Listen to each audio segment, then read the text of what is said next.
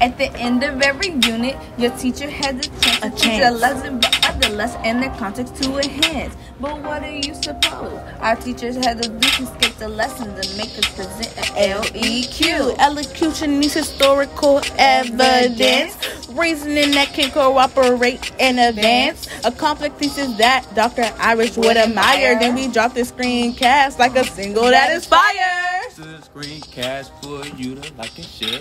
You know you had the other green and holler you can bear. If by the 5th that we had the most views by 10 p.m. we earn 500 bonus points. A which guarantees A and A without much more. Fanfare or ado. We present our digital LEQ. Comparisons between the Great Mughal and Safavid empires. Okay, here we go.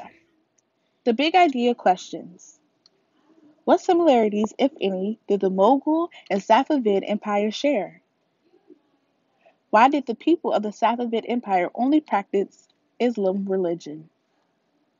And lastly, how did religion affect the administration of the Mughal empire? Our thesis. The Great Mughal and Safavid empires are two of the most prominent Muslim empires based out of Asia. Although the main practice... I gotta go back and edit that because that don't even sound right. Although the mainly practice... Okay, we're gonna skip this. I'll go back and edit that in. Contextualization. The Mughal Empire ruled most of India and Pakistan in the 16th and 17th centuries. After the time, it continued to exist as a considerably reduced and increasingly powerless entity until the mid-19th century. The Mughals were Muslims who ruled a country with a large Hindu majority. On the other hand, the Safavid dynasty was one of the most significant ruling dynasties of Iran. It lasted from 1501 to 1722. Religious and political power were completely intertwined and encapsulated in the person of the Shah. This map gives the audience a visual on which empire is where.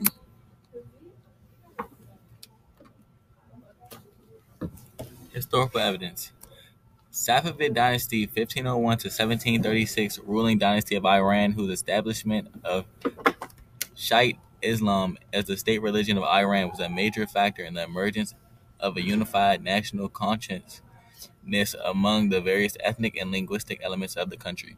This source gives the audience the religion of the people that lived in the Safavid Empire. This supports our thesis by giving the audience an insight on what religion was followed and how the religion affected the people of the Safavid Empire. It also shows how the people were forced into following the same religion. Historic evidence.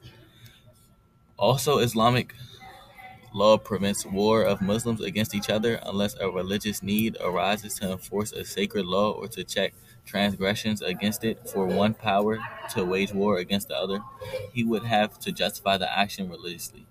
Both the Safavids and Ottomans relied on ties to Islam to help justify their individual rules.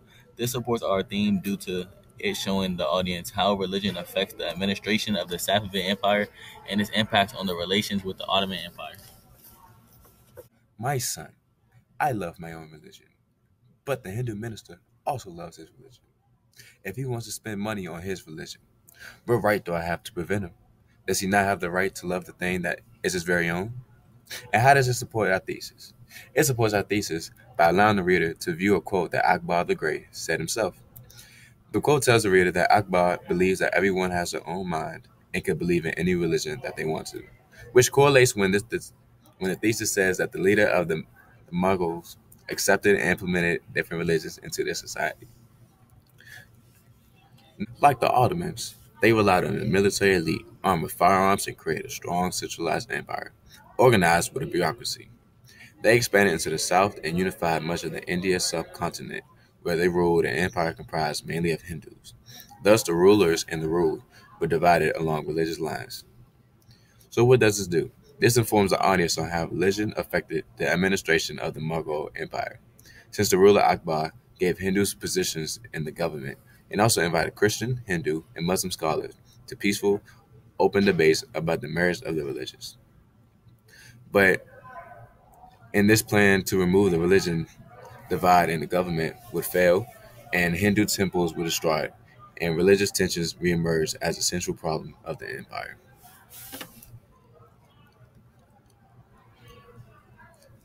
Number 5. As we look at this picture, this source supports our thesis by allowing the reader to see a memoir that was made by someone who was a part of the Mughal Empire and see what has happened throughout their life. It allows the readers to see how the empire was made and how people could follow whatever religion they believed in. Sourcing and citation. This source gives a great amount of information about the Safavid dynasty. If someone was new to the topic and had no clue about what the Safavid dynasty was and what it represented, I would lead them in this direction. The purpose of this source is to inform the reader about the history of the religion of the dynasty. Our third source gives the direct quote from Akbar the Great, where he explains that people have the right to love their own religion and that they should not be punished or prevented from loving and being a part of their religion.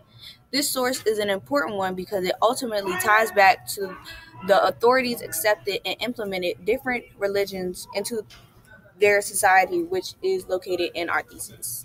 The map is a map of all of the empires. Having a visual is an important way of learning. Therefore, the purpose of this source is so that the audience can see the map so that they can get an idea of how big or small an empire was. AP Modern World History Theme Analysis. The first theme is Theme 1, Humans and the Environment. This connects to our thesis because both empires have people that change the environments based off of the religion. Our second theme is Theme 2, Cultural Development and Interaction. This connects to our thesis because both empires dealt with Islam. The Mongols decided to accept all of the different religions, while Safavid Empire wanted to focus on just one religion.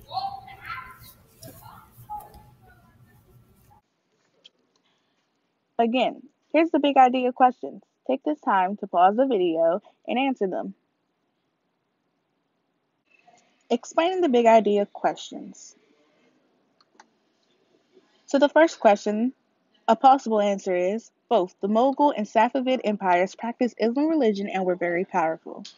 To the second question, a possible answer is, the people of the Safavid empire only practiced Islam religion because their leader forced them to. And to the last question, a possible answer is, the religion caused the government to be more open.